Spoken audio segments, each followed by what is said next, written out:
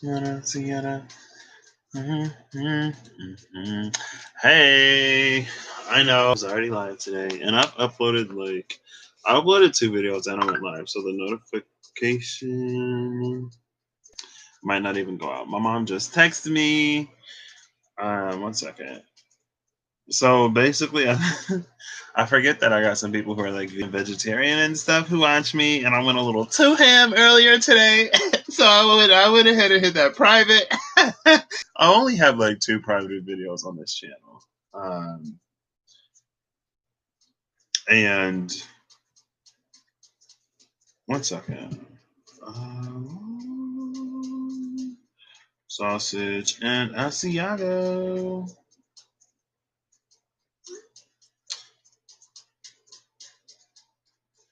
Do I want to do the pasta too? No, that's too much. Is it? Oh, it is. Okay. I went a little too ham earlier, so I wanted to kind and still talk about something, but not necessarily go as far as I went earlier today. Um, and my Friday evening plans have been disrupted. Not disrupted. They've been modified. Um, so I was like, perfect opportunity. And so I guess what I want to talk about is like from my perspective, how I view what's about to happen and why I think we shouldn't be waiting until the eclipse happens to try to do something. Give me one moment though. Actually, I'll read that later. So the first person I read for who wasn't me is my ex roommate, my ex roomie, the only roomie I've ever had. I've had some roommates, but the only roomie I've ever had. And oof, I'm low key surprised he keeps asking me to read for him and pull cards. Because it was not good news. It was not a lot of good news, but it was a lot of the truth, honestly. And at first, like, he asked me some questions, and I was like, well, this is what it looks like. And things were looking kind of dark for a while, but then he got, the outcome he was hoping for. And I knew he would. Um, and so I guess, for him, it was like, wow. I was like, yeah. At first, I was like, oh my gosh, I've never read for anybody, so I don't know how good I am at this. So yeah, he was the first person I read for IRL in real life. Before I was even like extremely comfortable with the cards, and I was using them all to unknown girl, so she ain't extremely descriptive or helpful. But you always get what you need. Um, but anyway, going back to the little bit, my intention isn't to pull a single card. Let's see if I can do this. Um, but I don't really need to talk about what I want to talk about. And like I said, I want to talk about, I guess, why I'm feeling like anything that we want to do within the next 6 months. Because people say eclipse energy lasts for 6 months. I'd say anything that you want to do within the next 6 months, start that before the eclipse happens. Because as above, so below. But as you increase density, it gets harder to start something. So it's easier to start something on a spiritual plane and then begin to conceive it with the mind and then put in actions to see it come through in the physical than it is to try to do something in the physical to then change the mental and then cause a change in the spiritual. Like, it's possible, but it's a lot easier to go from a mental to physical than it is to go from a physical to mental. Because it's like if there is a 5 time, well, let's just double. So if there's a 2 times effect between the mental and the physical, and you need to move 5 kilometers. I don't know why I'm going kilos. I don't know why I'm doing kilos. But you need to move 5 kilometers, right? And so it's like, how do I want to do this? It's 1 kilometer in the spiritual. It's a step, right? But that becomes 2 kilometers in the mental, and it becomes 4 kilometers in the physical. So you can move 2 kilometers on the mental plane and then have everything kind of sort of funnel through so you know how to move, and you can move a lot easier on the physical, or you can move 4 kilometers on the physical and then try to have that transfer and translate into the mental and then the spiritual. You know what I mean? And so it's a lot easier to do it mentally. It's a lot easier to move 2 kilometers. It's easiest to move one, but if you can't move one, it's easier to move two than it is to move four. And the two that you're moving, since it doesn't require any physical, tangible thing, like since it's all mental, it's like it's easy to say it's easier to do it mentally. But honestly, if you hear fireworks, I should have used my other thing where it mutes all the noises. I don't know if you can hear them or not. I'm like, ugh. It's been weeks. And so it's like some people, before you really get into the mental,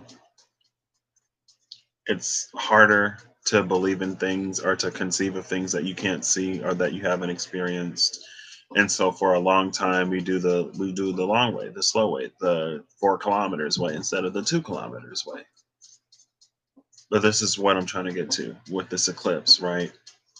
Whatever you want your experience to be within the next 6 months, set yourself on that path now. Because if you wait until the full moon lunar eclipse to try to manifest something brand new, it's like, girl, well, now it's like the wheel of fortune. The wheel, we always set the wheel in motion. Hey, Mimi, fireworks are canceled. They're not even special anymore. Right? Right? Can you hear them? Girl, I'm like, really? Y'all still going at this? For realsies? For realsingtons? Um, but yeah, it's like with the Wheel of Fortune, we're always setting the will to move. You're queuing up your next experience, and then you have these major events and major portals and major gateways that usher a lot of it in. But if you're waiting until it's open, like there's a delay. If you set yourself on the path beforehand, it's like, okay, you already have it queued up. Well, here's the opening, and we're gonna bring in everything you have queued. Like, don't wait until the door is open to try to get there. It's like if something is in limited supply, right? It's not a great example, but it's like if something is in limited supply and there's this amazing, like the first three are free, like people line up before the store opens. You don't wait until the store opens to leave your house if you expect to get it. You just don't, right? You queue it up first, and it's like, like when I was saying, when Mars was in Pisces, like, what are you setting yourself up for when Mars is in Aries? When this energy isn't slow, when this energy begins to pick up, like the time to try to do something isn't when it speeds up, because we're going to be entering a fulfillment period, right? We had one fulfillment period that started in January, right? When we had that eclipse back in January. And then that lasted up until, they say they last for 6 months. And then we had that full moon. No. Yeah, full moon Sagittarius lunar eclipse that happened in May, and then the solar eclipse happened June, and now it's July. Was that May? No, that was June. The new moon was in May. Okay, so from January to June, we had a lunar eclipse. We had two lunar eclipses, right? And now we're going to have another lunar eclipse here, and then there's going to be another lunar eclipse in December. And so it's like, it feels like people are like, oh yeah, like let me go ahead when this comes in and manifest it. This is going to speed it up. But in reality, it's like it could be Instead of getting everything you sort of really want or need when that portal opens and have it come in, you're setting it on this time delay where it comes in over the span of 6 months. And that's why it's like, there are some things, if you wait to do it, you're waiting too late. It happens the quickest when you can catch that wave of spirit and when you're already on it. Like, we shouldn't be waiting until Mars is in Aries to decide what we want to do with that energy. We should already know. We shouldn't be waiting until these planets go direct to see what we want to do with that energy. We should already know. And so that's just my like thing, right? Because I feel like it's really easy to be like, oh, we have this, like, you manifest with a full moon, and then the eclipse like supercharges it. Girl, the eclipse will put you on a 6 month waiting list. The eclipse is what happens when quarantine first happened and it took forever to get your packages. Like, that's eclipse energy. Like, if you would have ordered it before, we would have been able to do your expedited shipping. But now we have this influx of orders. We can't necessarily ship the way we used to because of things going down, and it's going to take time for you to get it. And not only is it going to take time for you to get it, you're going to have lessons that come in while you get it. And you're going to have lessons anyway, but like eclipse energy can bring like lessons. So, and again, like, it's going to happen regardless. And it works, and it like, I'm not an astrologer. I don't do moon magic or candle magic or anything, so I can't necessarily tell you like I can't necessarily tell you like, yes, this is 100% the case. Like, I don't know.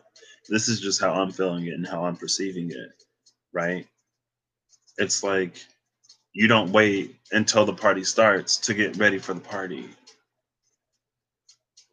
Because by the time, and now you're depending on yourself being ready to actually get it in the time. Like if you have 10 people and like two bathrooms and you need to use the bathroom to get ready, now you're depending on nine other people not using the restroom. And then it's like, if there's one bathroom, okay, now you're depending on eight other people not having to use it. And then you're like going to the bathroom, like, oh my gosh, can you hurry up? I gotta go. I gotta go. Like, I have a party to be at. And they're like, well, why did you wait until the party started to get ready for the party? Girl, I'm not pushing out nothing any faster for you because you knew that the party started at this time. You chose to get ready at the last minute. I'm not going to rush. I'm not going to speed up. I'm not going to expedite anything because you knew this was coming. And so if both of the bathrooms are full and it takes you a little bit longer to get ready, and now you're rushing and like you're ripping stuff as you try to put it in because you're rushing and you're a little careless, or you can't find this and you can't find that because in the moment you're not seeing it because you're rushing. Now you're finally ready and the party closes in 10 minutes and it takes you half an hour to get there. And you're going to spirit like, what's wrong? Why didn't this happen? Why didn't this work? Blah, blah, blah, blah, blah. It's like, girl, you knew the party was starting at 10. You should have started getting ready before 10:30 if you wanted to be there. We're shutting it down at midnight tonight. We ain't doing that thing when we go later because we under lockdown, we under restrictions. And if you ain't within this first certain number of people, you can't come in here because we can't do that thing that we do when we over capacity. It was already a fire hazard anyway for the amount of people we have in here and the number of exits we have in case of emergency. People will be burned up. And it's like you already knew. Like, that's why we sent you priority notification, and you RSVP'd for it. But when you didn't show up, girl, we gave your spot away. We didn't think you were coming, and you didn't call to let us know. So, like, don't be salty, don't be mad. Um, and again, it's like, it's all about cycles, and it's always moving, right? We shouldn't be waiting until this moment or that moment to try to do something. And that's just how I'm feeling it. Um, as we've been in this in between eclipse period, it's like we've been setting the queue up. And so, whatever you've been queuing yourself up for in this in between eclipse period, and kind of sort of in that pre period, because it's like Judging by how I felt it, and again, I'm only one person, girl. This could be my specific and unique experience and not relevant to you at all, but we'll see, depending, right? We'll see. But it's like from that first lunar eclipse, it's like we were setting ourselves up for what happened after. From like a month before, because that's when I started to get hit by those energies. I'm like, I can't even sleep, and it wasn't hit me like this until like it wasn't hit me like this since like that last lunar eclipse we had. And so it's like we were setting ourselves up. A lot of people were talking about clearing a decade's worth of karma, right? And so we were setting ourselves up for all of that to come to be cleared, right? That's what we were manifesting. That eclipse period was a window for all of that to come in. And it was a bit of a delayed, like, it wasn't until March when stuff really started to shut down. In my personal life, like early February is when stuff started to surface to the point where I was like, I need to address this. And at the moment stuff was coming up, I wasn't handling it. I wasn't doing it. And so by the time, March rolled around, it was like boop. And like that was gonna happen regardless anyway. Right. But it's like as we neared that first lunar eclipse, it's like we're wrapping up this 6 month cycle. Now, what are you setting yourself up to like carry forward?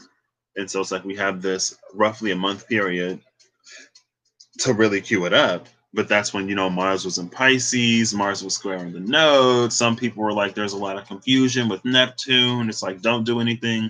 Wait until Mars goes into Aries before you do anything, right? Wait until after the eclipses before you really do anything. And it's like, okay, you could have done that. But now this is like, it's a portal opening. It's another one. What have you queued yourself up for? When Mars was in Pisces, what directives did you get it? What orders did you give Mars before it went into Aries? Because again, Mars in Pisces, that's the third decan of Pisces energy. Mars is the decan ruler of the third decan of Pisces. In the tarot, it corresponds to the Ten of Cups. It's the space where that Piscean, that Neptunian energy is the heaviest. And Pisces, being the dreamer, is the energy of the ability to make that a reality, right? And then you have Mars there, which is all about action. Like, so Mars is like the literal fire. Mars is like, okay, this isn't just going to be a dream. We're going to bring in that Aries energy and we're going to make this happen. It's the intersection of Pisces and Aries. It's the area before you're reborn, right? Pisces is the grave to the afterlife. Mars is the birth canal. You're setting yourself up for your new life, right? Just like how we have soul contracts before we incarnate this time, Mars and Pisces is what are you sort of writing for yourself as Mars makes this new journey around the wheel? Starting with Aries, where it gets that first initial push, right? And when you're a baby, you develop like super quick. Those are your formative years. That's when you can do the most, when you have the most potential, because your body is just naturally growing anyway. What directives did you give Mars before it came into Aries? What did you tell Mars its next mission, its next 12 sign cycle mission is going to be? Or were you one of the people that were like, oh, Mars and Pisces is confused. Mars and Pisces doesn't know what it's going to do. Wait until Mars goes into Aries and then try to figure it out. So you're telling me that it's just designed that while this one planet is in this one sign for the entirety of its duration, we're just going to give up on it. There's nothing that we can get from this energy. It's completely moot and pointless. Like you're telling me that's how it's set up. It's like, no, this is where Mars is slow enough to like really listen to Pisces. Because when Mars ain't in Pisces, Mars is like, you know what? I got too much to do. I got too much to do to sit here and to entertain your fantasies and all of this other stuff. I got actual work to do. So now ain't the time to try to be fantasizing about a brand new beginning, to be trying to put into motion things that you didn't even set yourself up for. Like it's a continual fulfillment process. We're continuously putting in orders, right? So if you expect your order to be here and you got prime delivery, if you need your order tomorrow, you needed to at least place it yesterday to get that 2 day shipping. If you place it now, maybe you'll be able to do that like 1 day expedited shipping if they have it in a warehouse close to you already. Maybe you'll get lucky and you can get it. But if you need it tomorrow, the time to place the order is not tomorrow. Right? The time to place the order for anything you want within the next 6 months is not when this 6 month long portal opens. Because now it's going to be like you may not get that fulfilled until after this 6 month period. You may not get it fulfilled until next year or the end of this year. Like, why? What are you waiting for? Like, we create with the energy. Like, we are not subjected to it. And there's a good and a bad to everything. And like again, it's like I can say like, oh, this is what the card said, but again, like I pulled the cards, right?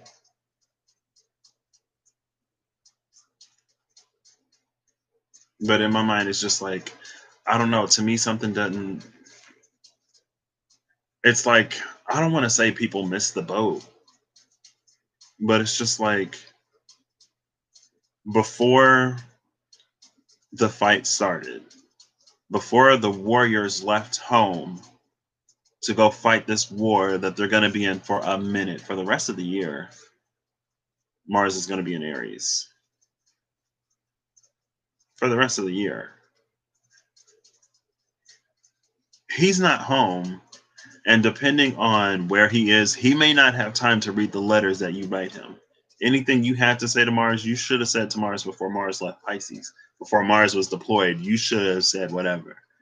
If you chose to have a fight and to not resolve that issue and that conflict before Mars left home, girl, we don't know if Mars is coming back. You may have regrets of things that you never said to Mars before Mars got deployed, and you knew that Mars was getting deployed. So either you chose in that moment to be more upset and to hope that Mars comes back, or you chose to say everything that you needed to say. Seems like a lot of people are hoping Mars is going to be coming back, and a lot of people are going to be hoping that Mars reads their letters. You better hope Mars has time, because when Mars is in Aries, Mars doesn't too much necessarily care about anything else. Like Mars is like, I'm home. I've been like Mars and Pisces is like working that overtime, right? That like I don't even want to think about work right now. I just had so much work. Talk to me when I leave home, right? It's like whatever you set it up for, that's what's going to be. Whatever you cue yourself up for, that's what's going to happen. It's like the wheel of fortune. It's like it seems like it arbitrarily decides when it wants to turn and when it wants to spin and how it does that. But anything you have queued up for you, you should have set on the belt. It's like the wheel of fortune is like a conveyor belt, right? Whatever you put on the line up here, then you wait for it to come down the belt, be processed, you know, go through the whole fulfillment process. You put it in the box. First, you get the order, then you go to the warehouse, you put it in the box, you blah, blah, blah, and you tape it up. You get the shipping label, you take it to the shipper, they ship it, blah, blah, blah, and then it's in transit, and then it comes to you whenever it comes to you, right? Like, that's the whole process. It's a whole process. You shouldn't be like, have your order placed because the truck is about to leave when this eclipse comes in. Mars is already in Aries. So if you miss that boat, you miss that boat. But it's going to be retrograding. So, within the next 6 months, it may happen at the end of the year. But again, it's like, I don't know. That's why anything that you are trying to do, and I was going to just say this tomorrow, but I was like, that's the day of the eclipse. Right. And I want to private that video I did earlier. And again, my Friday plans are like, my Friday evening plans have been adjusted. So I was like, why not come on and just do this now? And so I don't know how much can be done in a day, but I mean, probably enough. Probably enough. A lot more than like it's better to do something rather than nothing. So what are you setting yourself up for? What are you queuing up for yourself? Because it's a continual process. And so it's like, let's not kick ourselves about things that we've already missed. But what are we doing moving forward, right? Because that Ten of Swords was the first card that came out when I was like, what is this eclipse energy bringing us? What is this full moon Capricorn eclipse bringing us? The Destroyer, Ten of Swords, Apocalypse, Judgment. And people are like, oh, Mars and Aries, this energy is so good. And like, we're going to have this eclipse and it's a good time to manifest stuff. And it's like, well, the cards I pulled in red, they say Destroyer and Apocalypse. So if you weren't taking advantage, if you weren't using the energy for what it was supposed to be used for, you're not going to get the good stuff. And it is a little, I don't want to say sinister, but it is a little interesting that a lot of people were feeling this like, oh, what things are about to look up. The Wheel of Fortune is about to move. And it's like, yeah, but the Wheel of Fortune doesn't move itself. You're feeling the potentiality. It's like what you're feeling is the result of you successfully doing everything you need to do within this time span to ensure that that stuff happens for you. It's like you're feeling the end result, but what you didn't feel was all the work that would be required to get it. So if you didn't do any of the work required to get it, then it's like, don't be shocked or surprised if you don't get the end result. Like if you don't eat your veggies, you don't get dessert. If you don't do the work, you don't get paid. Like you up here fantasizing about what you're going to do with your first paycheck, but you never even show up to work to clock in. And it's like, girl, like, yeah, like it's like, oh my gosh, I just got this job and I get so much more money. I'm so like my quality of life is about to improve drastically because I'm making so much more money now. And it's like you're in fantasy land dreaming about all this stuff that's going to happen, but you never show up to work, you never clock in. You don't work, you don't get paid, and then you get fired. Right? People are like, oh well, you didn't show up for like a whole month, so we just assumed that you had found another opportunity or something. And it's like, we already took you out of the system and we already replaced you because you didn't show up. Like, did you think that we would go a whole month without like somebody to do this job that we need to be done? Like, did you think we would just wait for you to show up? It's like, no, we hired somebody else. It is a shame though. You are a very promising candidate, but all the best. Good luck out there. And maybe if you're lucky, they have like they know somebody also in the industry who's looking for something that you can do at the same time, and they'll like forward you on because they were really excited to work with you. Or maybe you left a bad taste in their mouth, and they're like yeah, you were really promising, but you never even showed up to work. So either you lied on your resume, or you're just really really good in interviews, but you didn't actually show up. It's kind of sort of like that. Like we queue ourselves up for these things. We queue ourselves up for these experiences, and we have to do the work to ensure we get whatever it is we feel coming for us. If we don't do the work, we're not going to get it. And so, like, why wait? And it's like waiting until Christmas to send your letter to Santa, right? Now, if Santa Claus is real, he already knows what you want. You're Gucci. If Santa Claus is your mom and dad, and there's something that you really wanted but you never told them, then don't be surprised if you don't get it. Because the only thing you've been talking about for the past 6 months is race cars and dinosaurs. How are they supposed to know that you wanted a yo-yo? And then like 6 months and you never even like brought up a new yo-yo. I've never seen you look at a yo-yo. It's like all you've been talking about is race cars and dinosaurs. How was I supposed to know to get you a yo-yo? And they're like, Santa isn't real because Santa didn't bring me what I want. And they're just like, a yo-yo? Like, and then they're talking to like, did he say anything to you about a yo-yo? And they're like, no, he didn't say anything to me. It's been all race cars and dinosaurs. And they're sitting back thinking they did a good job that year. And it's like, this is what you said you wanted. Why aren't you excited for it? Why aren't you opening up? Why aren't you tearing into that, right?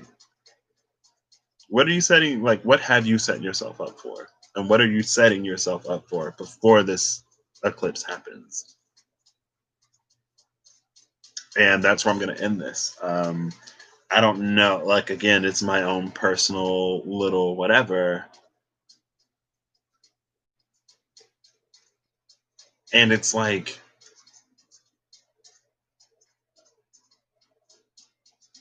if we can't even handle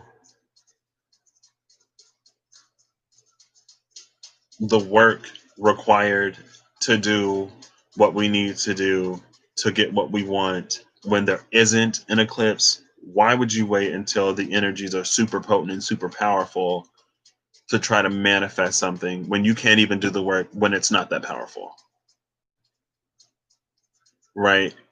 It's like you're waiting until we ramp up the difficulty to try to learn to begin playing the game. And then you're getting frustrated with the game, saying the game is too hard. But it's like, girl, well, when we were in the tutorial part of it, you weren't here. You were slacking off in the tutorial. So, like, training day is over. Like, we're actually on the battlefield now. And no, hold up, wait. Like, let me like read the manual. It's like, girl, no, we don't have time for that. Bang, bang. Like, get out of the way or go home. Either you go home breathing, or the alternative, because you're not ready for this. And we don't have time to hold your hand right now because we're out here doing stuff. But anyway, and I like, it's not that I don't understand, and it's not like I would never tell anybody to not do anything. Like, I would say, like, even if you've missed, like, even if the party already started, even if you're only there for 10 minutes, at least you had 10 minutes in the party. And then the next time, it's like 10 minutes at the party could be enough for you to be like, okay, next time, like, the last 10 minutes of this was so lit. Next time I'm going to make sure I'm ready before this happens. Next time I'm going to make sure I pre-order. I'm going to make sure I'm standing in line. I'm going to make sure I'm already ready. I'm going to tell everybody in the house, hey, this party is at 10. I want to make sure I'm done. So make sure at least one of the bathrooms is clear by 9 o'clock. Because when 9 o'clock hit, I'm putting on my playlist. I got all my stuff ready. I'm in the zone. I'm living my fantasy. I'm getting ready. I'm getting prepared. Because when 10 o'clock hits, I'm there. When 9:40 hits, I'm on my way. Or maybe like 9:30, because I said it takes half an hour to get there. So like when 9:25 hit, I'm on my way. It takes half an hour, and I'm going to be there. I'm going to have me a good parking spot before everything fills up. I'm going to make sure I have my little Uber plans. If I want to get a little lit, I want to make sure I have a ride. If I need a DD, I'm going to make sure I have a DD, a designated driver, because, don't drink and drive, girl. And it seems like a lot of times people end up drinking and driving. Someone else loses their life. It's not even the person who was drinking and driving. It's the person that they hit. What's that about, right?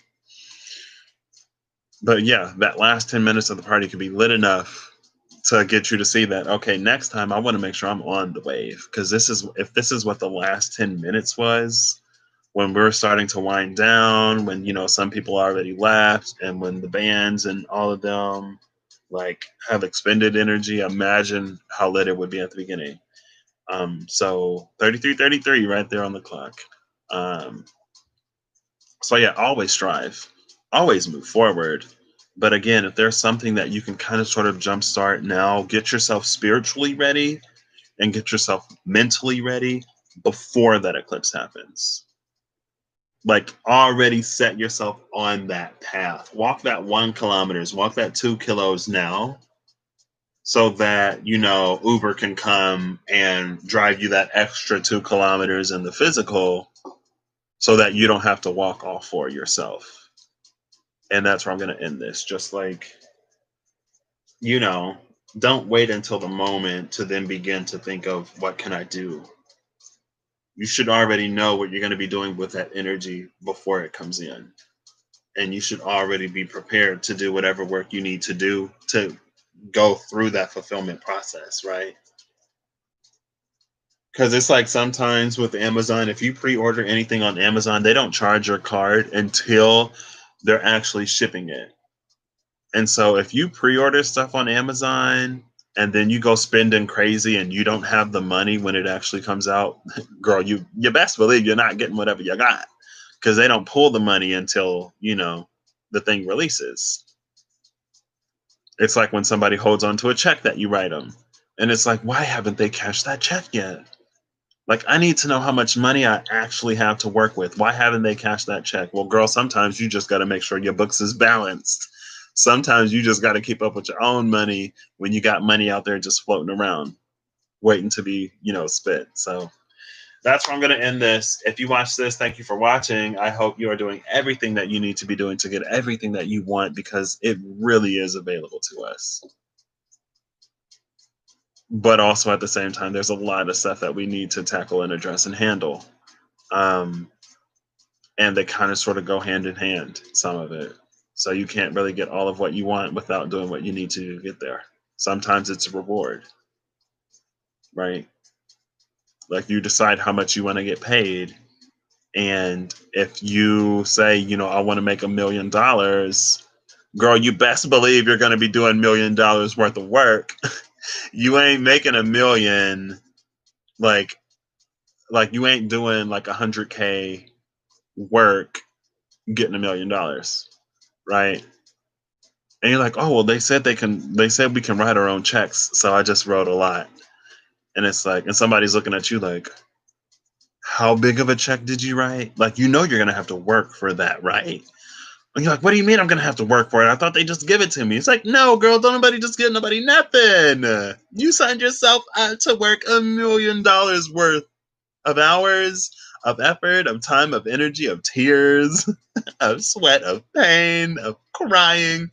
You signed yourself up to work all of that. They're not just giving it to you. And you're like, well, how much did you write? And you're like, girl, I only wrote like 50,000, because honestly, I got a lot of other stuff going on in my life right now, and like 100K is what I want. But I only got 50K worth of extra time and energy and effort, and there's some other stuff. And I'm like, what? Like, I didn't. And I was like, huh, well, good luck. Can't wait to see you out there. And then you're like, hey, like, you're only doing 50K. You're only doing 50K. Like, can you help me? I'm doing 1 million. I'm doing 1 million. Like, I'm doing more than everybody else. Girl, you signed up for it. Hello? What are you crying for? You don't get sympathy and weeps and pats on the back and tears and cry. Like, you don't get all that, because this is what you signed up for. Don't be mad at me because your eyes and your wallet were bigger than, your drive. Like, yeah, it's been a while since we hit the boardroom meetings. Like, I kind of sort of be there on and off, but it's been a while since I brought up the boardroom. And so it's like, you don't necessarily get a boohoo sob story. It's like, yes, we understand that this is a lot of work that we're asking you to do, but also at the same time, you asked us for $1 million. You asked us to write a check for 1 million. Did you think you would be doing nothing and get this money? No, that's not how it works. £1 million. You're asking me for £1 million. Don't even want to do 50 quid. Really? Girl, you ain't even trying to do 50 quid worth of work. Asking for £1 million. Girl, get out of here. Bye. You get no tears. We need to talk about these next 6 months in the workload, right? It's like, so I know that, like, this is what I said I was gonna do, but the work is a little harder than I thought it would be. So can I reduce my workload? And they're like, yeah, sure. It's like, we'd honestly prefer for you to do what we hired you to do, but if this is too much for you, we understand. And it's like, oh my gosh, like thank you, like, thank goodness. Right. And then the next day you come in and there's like 2 other people there, and you're like, what are you guys doing here? And they're like, oh, they didn't tell you? Like, we're your new team. Like, we're doing this together now. Hey, we the A team. Like, hey, teammate. And you're like, teammate, what? And it's like, yeah, you said you wanted your workload reduced, and we couldn't go without this work being done. So they hired us. And, part of that million you were going to get, yeah, we've split it now. And so now you get like 200,000. You don't even get you don't even get a third of it, because like these other 2 people are going to be doing more work than you. So now you get 200,000, and 200,000 is still good, girl, but you still got to work for it. But anyway, that's kind of sort of how it plays out. Like I said in the past, one monkey don't stop no show. Like, you're not going to get all of what you want if you don't do anything. Like, when the world goes dark, if you go dark, girl, well, we need a light down there, and they're not lit. That light bulb must have burned out or something. We don't know what happened, but this corner of the world is still dark, and we thought we had a guy there, but apparently the guy got lost. The guy is sick. The guy decided to take a spontaneous vacation and didn't tell anybody. So now we need another light there. And it's like, man, well, that was going to be a really, really powerful light. I don't know if we have anyone in the reserves of that caliber. It's like, okay, well, I mean, if we got to send three of them now, we have to send three of them now, because we can't leave this a dark spot. We need that to be lit, right? Or what they'll do is, I just got this. I've been like detangling this part, like pulling the nuts out. That's why it just stuck out, and it's dry. I'm sorry. Anyway, or it's like they'll have somebody in the nearby area and they're like, hey, like, we have two people who are free right now. The person who was supposed to be working that area isn't showing up. So would you be able to take on a little bit of what they were going to do? I'm like, yeah, okay, sure. Like, I'm already over here kind of sort of overworked, but it's fine. I can help out. I'm a team player. What can I say? I can sacrifice a little bit to help out, and you get compensated for all of it. But anyway, I kind of sort of ended up going there, even when I didn't want to go there. Um, but it's like, you don't really, like, you get compassion and you get empathy if your work is hard, but what you don't get is a pity party. Like, you don't get a pity party. Like, we understand the work is hard, but we also know that you're capable of doing this. Not only do we know you're capable of doing this, but you kind of sort of told us you would do this. So, like, we know it's hard down there. Trust, like, believe us, like, we know it is hard, but you don't get all of the reward if you don't do the work. So again, I guess I would just urge you, before this eclipse rolls around, whatever you need to line up spiritually or physically or even mentally, make sure you are already ready. It's like we're nearing, it's like right before things really kick off. We have a little bit of a window. And if you weren't earlier in the pre-orders, if you weren't earlier in line, like when the doors first open, you may not get it first thing, but your chances are a lot better than waiting until after the store is open to try to get this. Your chances are a lot better than waiting until after the product is starting to be shipped, because girl, that thing could sell out. And it's like, you show up to the store, and that's happened to me before. You show up to the store on release day expecting to buy something. It's like, well, we already sold out. That's why I pre-order Nintendo now. I missed out on one thing on launch day. I made sure I had the money on launch day. Like, I made sure I did all the work, but I didn't pre-order it. I was like, I'll just get it when it launches. I show up to get it when it launches, girl, and it ain't none. It's sold out for several months. I was like, okay, bet this is the last time I go without pre-ordering Nintendo, because what I don't have time for is being a month late or several months late to the party. Everybody else is having fun, and I'm like, wow, like, I made sure I had the money, but I didn't put down my pre-order. So now I'm sitting here with a wallet full of cash, ready to buy this, but they don't have the supply. Make sure you pre-order, girl. Make sure you pre-order. Because whatever this is, it's hot, and it might sell out. You can't, like, and I know, like, before I was like, anyway, it is what it is. I don't have to keep going into the metaphors. Just make sure you pre-order while the pre-order window is still open, because you don't know if there's going to be anything in stock when release day comes. You don't know. You can hope, and it's like, you're like, wow, I really thought I would get that. It's like, yeah, you will, like, in, 6 months, when we have enough stock. And, like, there are people who be on the phone every single day. And it's like, are they in? Are they in? Are they in? It's like, well, like, we don't know if we're gonna get any, but we have a truck coming in tomorrow. Right. And they're like, we can only hold things for like 10 minutes. So if you're not here in 10 minutes and someone else comes for it, we're going to give it to them. And you're like, bet I will be there in -3. I'm already outside. Because that's happened too. It's like, bet I'm on my way. I'm coming to get it.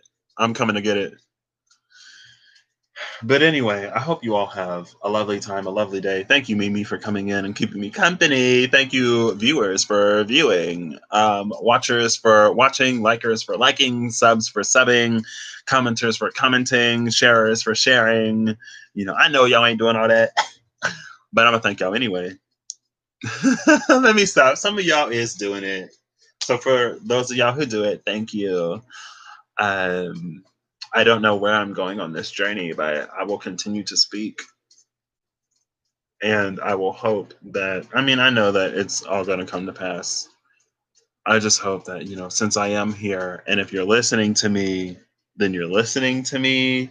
So I hope you're actually listening to me, because before things start to move and shift, it's like, it really do sometimes seem like other people after the fact want to come in and be like, hey guys, so, my crown's been going crazy. My third eye is exploding. I'm getting so many downloads, and this is the new wave we're on. And here I am sitting back watching like, girl, so this is what happens when I don't wait for confirmation to say whatever I'm getting. This is what happens when I don't just silently observe. So all of this stuff that I was actually observing and feeling, and again, sometimes I'll be on a 789 mindset.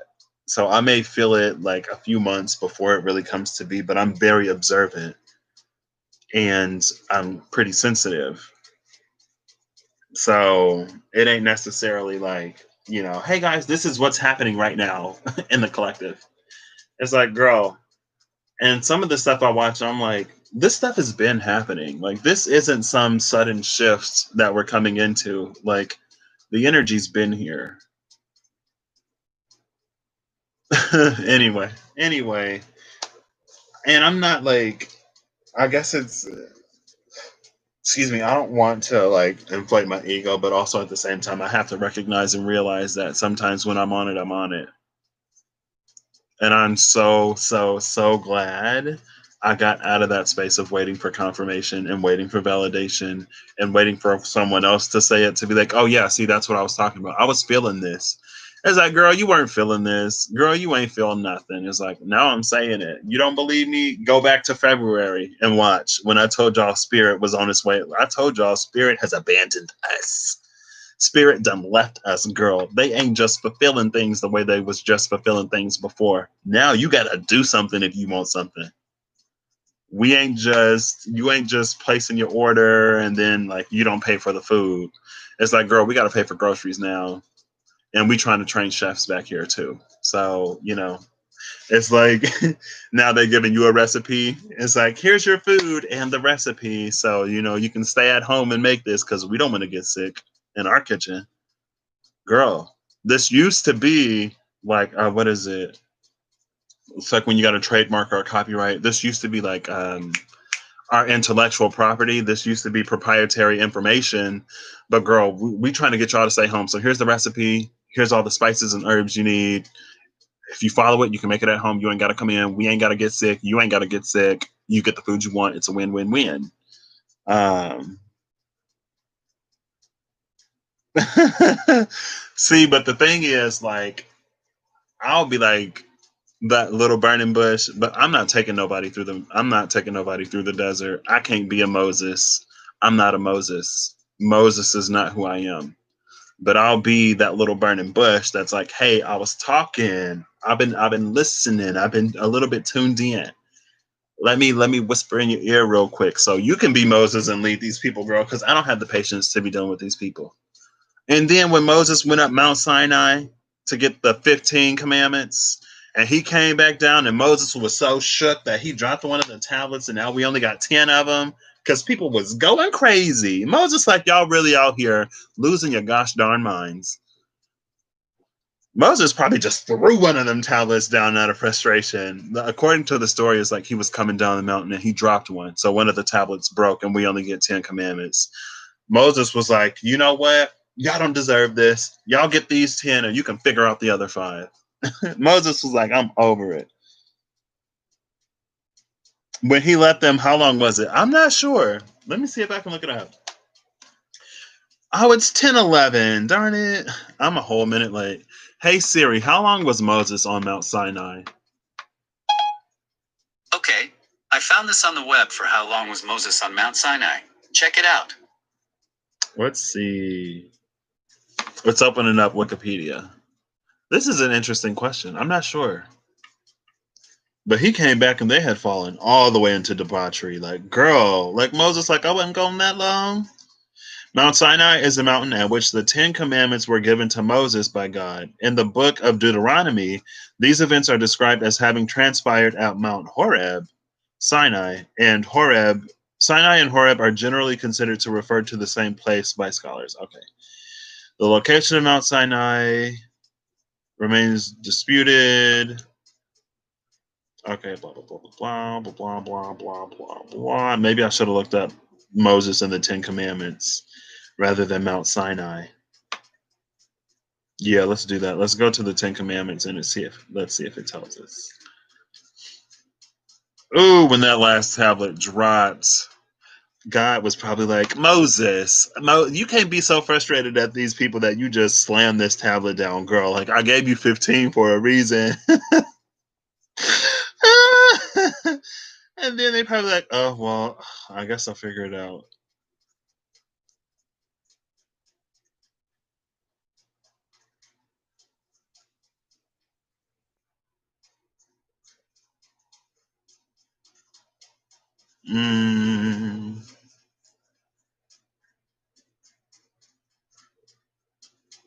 I don't know. This isn't going to tell me. Let's see.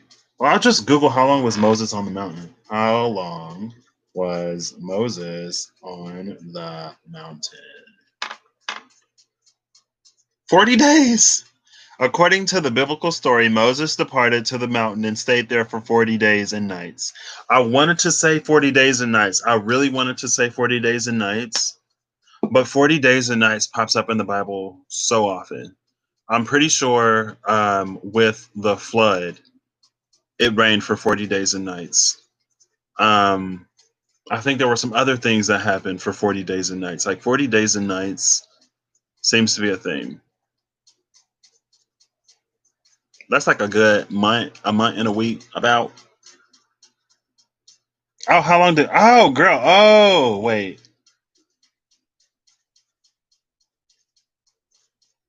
How long did God leave man?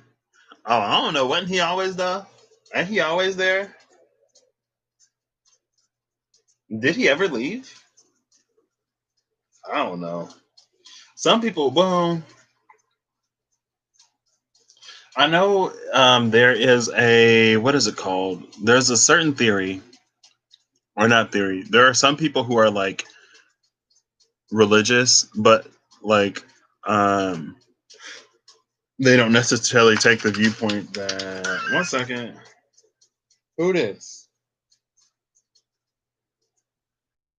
Oh, crap. Oh, I'm glad you reminded me. Oh, I was like, oh, I'll wake up tomorrow and I'll remember.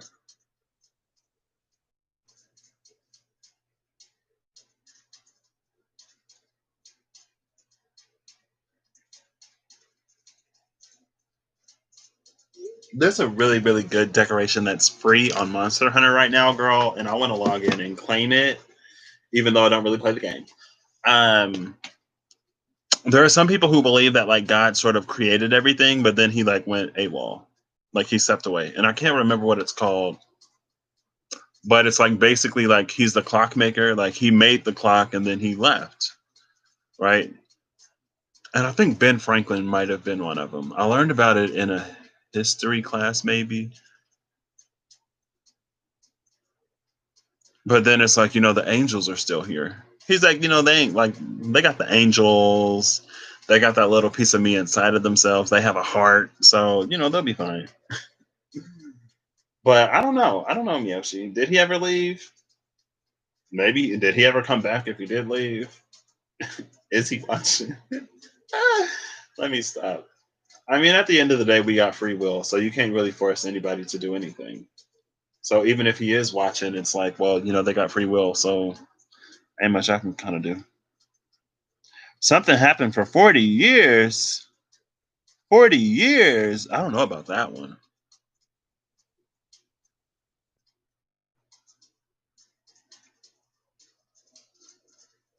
After they went buck wild. Oh. They had to wander the desert. Yeah. I think they ended up wandering the desert for 40 years because of what happened. Because Moses came back like, what the are y'all doing? I go up the mountain for a little bit, bring them down to where the gods for y'all, and y'all down here acting like some heathens? I think, yeah, they had to, was it them? They had to wander the desert for 40 years before they found the promised land. That's what ended up happening. And it's funny that you bring that up because literally, like, they stopped doing the work. They stopped doing the work. They went a little bit wild. They got complacent. And so it's like, yeah, you'll get to the promised land, but now it's going to take you 40 years to do it.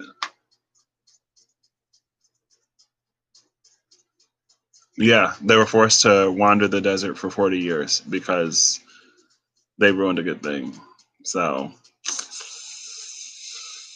ooh, 40 years later, and you finally let me stop. Okay, so yeah, um, yeah. Let me look that up. Why did they? Why did the Israelites have to wander the desert for 40 years? Hey Siri, why did the Israelites have to wander the desert for 40 years? Okay, I found this on the web for why did the Israelites have to wander the desert for 40 years. I said wander in the desert. I just want to make sure I got my story straight. This says, what can we learn from the Israelites wandering the desert for 40 years? Even though God's timeline may not align with ours, He doesn't keep us in the desert forever. Whether the desert we're currently enduring is a trial, or if we think of the desert as this world, God doesn't hold us in limbo forever. Okay. No one likes a detour or delay in a journey. Whenever we encounter a road under construction or traffic that halts our trek by half an hour, we may feel tempted to throw up our hands and say, why now? Why did this have to happen to me? Enter the Israelites, who had endured hundreds of years of slavery in Egypt. When God freed them through his servant Moses and via 10 plagues and splitting a sea, they must have thought that they'd arrive in the land of their dreams, the promised land, in no time. But sure enough, they hit snags along the way. The journey takes too long, and they turn to other idols and gods to speed up the process. The proverbial straw breaks the camel's back when they reach the promised land and send spies to scout the area. When the spies realize that the fortified city and its people within are intimidating, all but Caleb and Joshua, two of the spies, try to dissuade the Israelites from going into the new land. Because of their obstinance and disobedience and forgetfulness of God's promises, God delays their entry into the promised land by 40 years. Aside from Caleb and Joshua, anyone over a certain age would not see the promised land, since their generation did not exercise a strong faith in God's provision. A whole generation besides two people lost out on the promised land. Although the 40 years in the desert may serve as a cautionary tale of sorts, can we learn anything from the Israelites as they wandered for 4 decades? Indeed, we'll dive into some of the many lessons from the 40 years in the desert. Okay. So, one of the lessons is God provides in our darkest moments. Another one is God's plan never seems to align with ours. Another one is God doesn't keep us in the desert forever. And that's it. And there was like actual text under each one, but I just read the first three. So it wasn't necessarily because of, I mean, it was one of the many snags that happened along the road when they turned to other gods and idolatry to try to get there quicker. You know, you can distract yourself with whatever you want to distract yourself with, but if you're not doing the work, ultimately at the end of the day, you're not doing the work, and so you're not going to get to that promised land, sweetie. Like, you're not, you like, if you write your check for $1 million, you are doing $1 million worth of work, And if you ain't doing $1 million worth of work, you're not getting $1 million. If you write a check for $10, if you write a check for 1 cent, but you never show up, you never clock in, girl, like for 1 cent, all you got to do is clock in, clock out. That's all you got to do. And you get that penny. Y'all can't even do that to me, y'all. Let me stop. Let me stop. Let me stop. Let me reel it in. I'm reeling it in. I'm reeling it in. I'm reeling it in. And it's like the things that God has promised for you, it doesn't matter who is there. It doesn't matter what it looks like. If it's promised for you, girl, it's promised for you. It doesn't matter where you think you are. It doesn't matter how unattainable you think it is.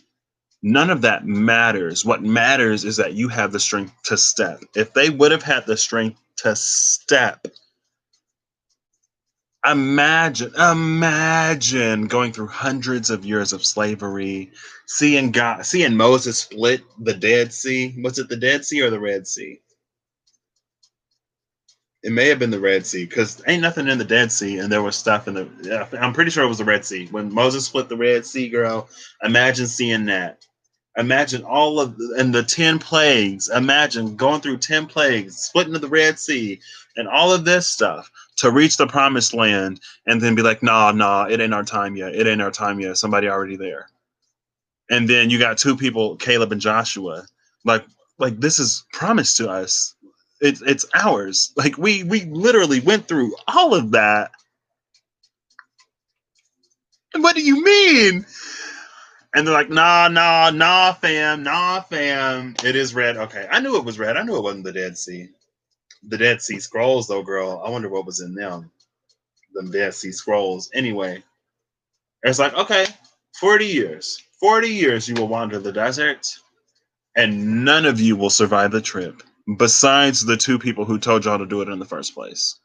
The two people who told y'all to do it will be literally the only two out of all of y'all who will survive. Your children will be in the promised land, yes, but you won't be. And then some people's like, wow, well, if I'm not going to make it into the promised land, then I'm not going to do anything. It's like, okay, girl. All right, don't do nothing. That's probably another reason why Caleb and Joshua were the only two that lived to see the promised land. Because everybody else was like, now you telling me to wander for 40 years? Forget this. I'm done. I'm done. I'm out. And God is like, girl, you didn't take it when you had it. Don't be mad at me that now you wandering. You set this detour up yourself. You set yourself up on this path. Why are you cursing me? Why are you mad at me? Why are you turning your back on me? I gave you everything I told you that I would give you. It's not my fault that you have to wander for 40 years. It's yours and no one else's. See, now maybe there was a third person. There was Caleb, Joshua, and Patrick. Caleb, Joshua, and Patrick were the spies that were sent into the promised land. And Caleb and Joshua and Patrick went back to the people. And Caleb and Joshua and Patrick tried to convince the people, and the people didn't want to listen. But Patrick was like, you best believe I'm going to the promised land. I'm not waiting with y'all. I'm not. Now, Caleb and Joshua, they couldn't leave the people. Caleb and Joshua couldn't lead the people, so Caleb and Joshua lived to see them get to the promised land. Patrick was like, I'm not letting y'all slow me down. I'm not. I'm sorry. I love y'all, but I don't love y'all that much. I love y'all with the higher hearts. I love y'all like God love y'all. I will see y'all wander in the desert for 40 years too, and I will live 40 years kicked up in the promised land. Because I'm not passing up what's meant for me. I'm not doing it. I'm not doing it. I went through 10 plagues. I went through seeing the sea split. I went through all of this, girl. I went through all of this. I know. I know. And I'm not giving it up just because y'all ain't taking it. Anyway, I'm sorry.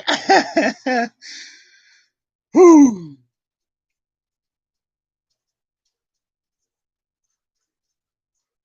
Oh, it would have been kind of punny for that particular situation, right? So, and that's the thing. It's like if you don't want any detours, girl, you got to show up and do everything. And I know that, and that's why I show up and I do everything when it comes up. And like I said, if I got to run, I run for 2 days and I come right back. 2 days is what I give myself. I get a day to be shook, a day, like half a day to be mopey, half a day to be like, okay, when I wake up tomorrow, we doing this. And then tomorrow I'll go outside. I'm out in nature. I'm connected to myself. And I'm like, okay, we doing this. And then I get right back to it. Because one day of deliberation can turn into a week of a detour, right? It's like, how long did they deliberate? And then they were sent for 40 whole years on a detour, a 40-year detour for one decision to not enter that space. Girl, Patrick loves y'all, but Patrick ain't living on no crappy timeline for y'all with y'all. Sorry, Patrick's not doing it. You know, go to your find your Joshua and find your Caleb. They will wander with you. Patrick ain't doing it. Patrick ain't doing it. He's not. He's not. But again, at the same time, it doesn't matter what it looks like. It doesn't matter if you think you're ready. It doesn't matter if it looks intimidating or daunting or whatever. If it's promised for you, claim it. If you don't want a detour, claim it. Like you, there are some situations where we're made ready for the situation when we're in the situation, and we have enough at our disposal to float before we can swim and to swim before we can fly, right? Like we have enough to do that. We're not going to drown if we're following what's promised to us, right? It's like they're not that cruel. But people will, like you said, they'll cause these 40-year-long detours and then they'll call the creator cruel. They will call the journey cruel. They will curse everything they used to believe in because they're not taking responsibility for their own actions, and they're not taking responsibility for what was highlighted to them, what was shown to them, what was told to them. You didn't get out of the situation when we told you to get out. You didn't take the first boat. You didn't take the helicopter. You didn't take the raft. You didn't take the canoe. You didn't take the alien tractor beaming you down to abduct you. Every single method of escape that you manifested, you didn't take anything. So when you end up in the pearly gates, girl, don't be shocked. Don't be surprised. Don't be asking the angel at the gates, why didn't God save me? And we like, girl, God sent you like 15 different ways of escape. What do you mean, why didn't he save you? Why didn't you take it? That's what you should be asking yourself. Why didn't you take it when you could have? Anyway, I kind of see Miyoshi. Mimi, you done got me heated again, girl. You done got me heated again, and I said I was about to calm down and leave, and here it is, 20 minutes later. Anyway, that was a very. Thank you for that, though. Thank you for creating this moment with me because it highlights a lot of things. Um, and regardless of if you believe in the Bible or not, it matters. And I'm not trying to wander a desert for 40 years. And if I have to say my tearful goodbyes, girl, I will be like, I love you so much and I don't want to do this, but I'm not wandering the desert for 40 years, girl, when the promised land is right there. Sorry, not sorry, bye. See ya. I'm on my way. Right? And it's like, I'm going to be in the promised land. Like, man, this is so, like, man, part of me wishes that they could be here. But at the same time, part of me understands that it was their journey to wander the desert for 40 years. And it was my journey to be in the promised land. So I'm going to make sure I get me to that promised land. Just like I tell y'all to get to the promised land, girl, like trust and believe. There are things that come up in my day to day, everyday life, and I handle them as they come up too. I do more than just preach on this platform. I do more than just speak on this platform. I also live it. Because if I ain't ready, I ain't getting to the promised land either. Right? It's like for all that talk you was talking, where was that walk you were supposed to be walking? Now, where was Moses? Did Moses die before they made it there? I don't remember. But yeah, all right, I'm gonna shut this down now. Thank y'all again. I hope you have a wonderful time. The eclipse is coming, ladies and gentlemen, and gender non-conforming and non-binary pals. What's your eclipse wish? Maybe you'll get it by April. Let me stop. I say it, I know sometimes it may sound a little cold or a little harsh, but I don't just have Pisces in my chart. So, um, I still love y'all. Like, I really do.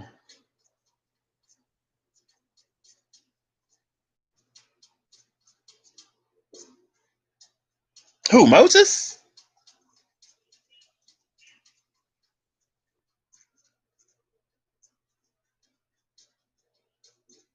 Moses was punished too? Are you telling me that Moses didn't listen?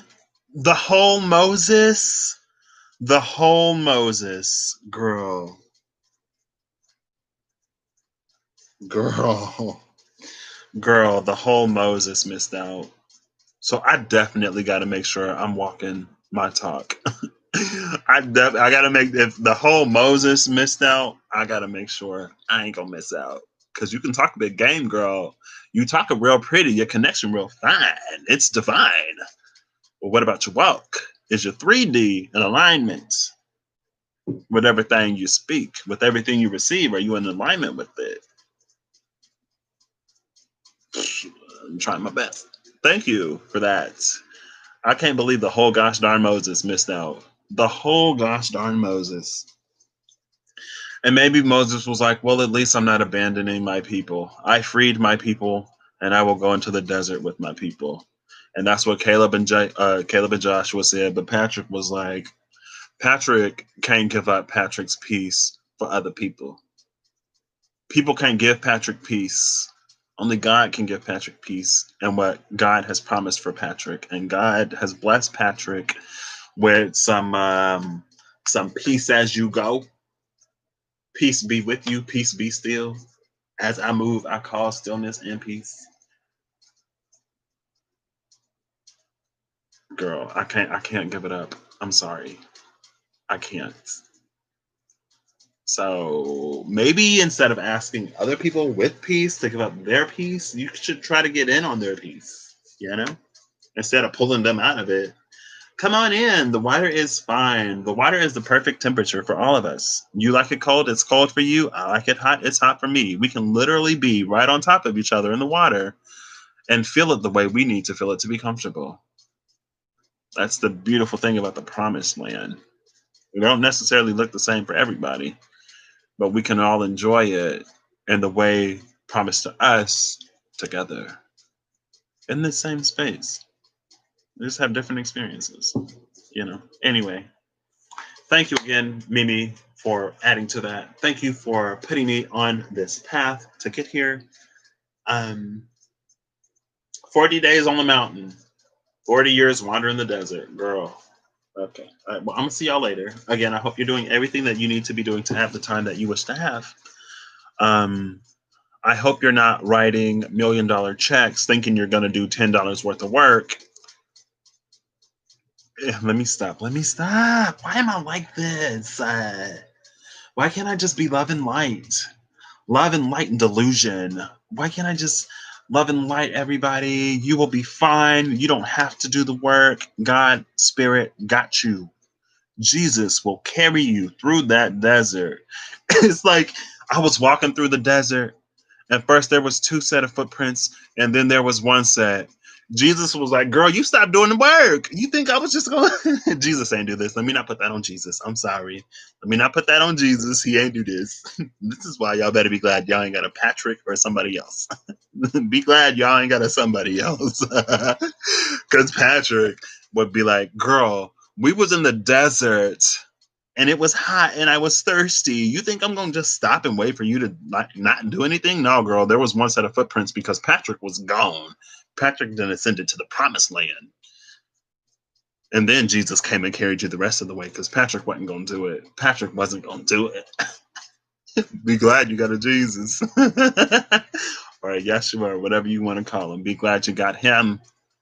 Be glad I'm not your spirit guide, because girl, I go quiet real quick. I'm like, oh, you ain't listening? Okay, I'm gonna go find somebody who will. Patrick ain't got time to waste. So anyway,